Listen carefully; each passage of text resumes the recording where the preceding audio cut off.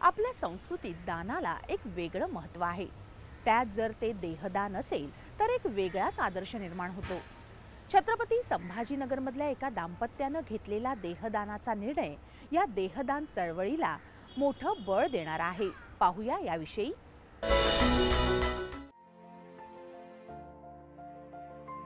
छत्रपती संभाजीनगर जिल्ह्यातील कन्नड तालुक्यातील नाचनवेल इथले देवीदास थोरात हे ध्येयवेडे निसर्गाच्या संगोपनासाठी जीवाचं रान करत त्यांच्या परिसरात झाडं जगवण्यासाठी धडपड करत आहेत। सामाजिक उपक्रमात असताना देवीदास थोरात यांनी मागील ऑगस्ट महिन्यात देहदानाचा निर्णय घेतला। त्यांच्या या निर्णयाला त्यांच्या कुटुंबियांनी खंबीरपणे पाठिंबा दिला। माझ्या गावातील सार्वजनिक ठिकाणी, शासकीय ठिकाणी गेल्या कित्येक वर्षापासून मी वृक्षारोपण करणे, संगोपन करण्याचं काम मी करीत आहे आणि यापासूनच प्रेरणा घेत मी इतर देखील आपलं कुठेतरी योगदान असावं या उद्देशाने 15 ऑगस्ट अमृत महोत्सवानिमित्त देहदान करण्याचा संकल्प करून मी त्या ठिकाणी पूर्ण प्रोसेस केली आहे। त्यानंतर माझ्या पत्नीने देखील माझ्या कार्यामध्ये सहभाग व्हावा या उद्देशाने तिने देखील देहदानचा संकल्प केलेला आहे आणि माझ्यानंतर माझा भाऊ, वडील देखील करतील, नातेवाईक करतील, त्यानंतर माझ्या परिसरातील या पंचक्रोशी लोकांनी देखील करावा या उद्देशानं मी पुढाकार घेऊन हा निर्णय घेतलेला आहे आणि याविषयी मी जनजागृती करून लोकांना देहदान करण्याविषयी जनजागृती करणार आहे।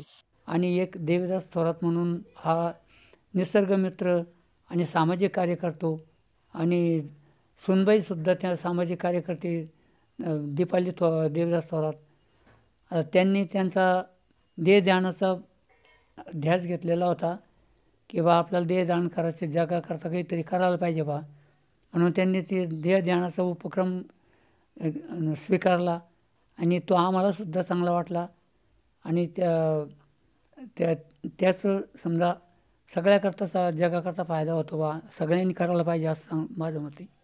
निसर्गाप्रती आपल्या पतीची निष्ठा आणि प्रामाणिकपणा पाहून त्यांच्या पत्नी दीपाली थोरात यांच्या मनातही हा विचार येऊ लागला। शेवटी आपल्या पतीच्या सामाजिक कार्याची प्रेरणा घेऊन पतीच्या पावलावर पाऊल टाकत दीपाली यांनीही देहदानाचा निर्णय घेतला। देवीदास थोरात हे वृक्ष संगोपनाचं कार्य करतात। निसर्गमित्र म्हणून कन्नड तालुक्यात त्यांची ओळख आहे। त्याचबरोबर ते समाजकार्य सुद्धा करतात। तर समाजकार्य करता करता त्यांनी असा विचार केला की आपण देहदान करायला काय हरकत आहे। तर त्यांनी काही महिन्यापूर्वी देहदानाचा निर्णय घेतला। तर आमच्या कुटुंबियांनी त्यांना भक्कम साथ दिली। त्याचबरोबर मलाही वाटलं कुठंतरी की त्यांनी देहदानाचा निर्णय घेतला तर आपण का नको घ्यायला। तर त्यांच्याबरोबर मीही तो निर्णय घेतला आणि मीही देहदान केले।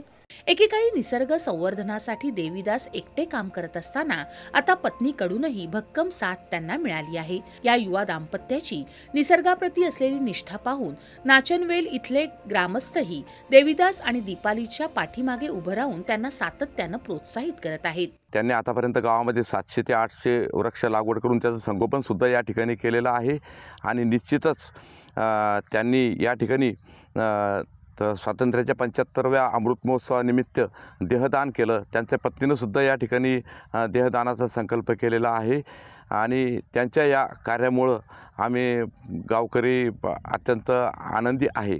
सामाजिक कार्यासाठी देवीदास यांना कुटुंबियांसह ग्रामस्थांची साथ मिळत असल्यानं प्रोत्साहन मिळत आहे। दिवसेंदिवस त्यांच्या सामाजिक कार्यात मोठा उत्साह दिसून येत आहे। परिणामी आता तर त्यांनी देहदानाविषयी जनजागृती करण्याचा चंग बांधलाय। मृत्यूनंतरही शरीर समाजाच्या उपयोगी पडावं म्हणून ऐन तारुण्यात या दाम्पत्यानं घेतलेला देहदानाचा निर्णय सर्वसामान्यांसाठी प्रेरणादायी आहे। दूरदर्शन बातम्यांसाठी अनिल साबळे, छत्रपती संभाजीनगर।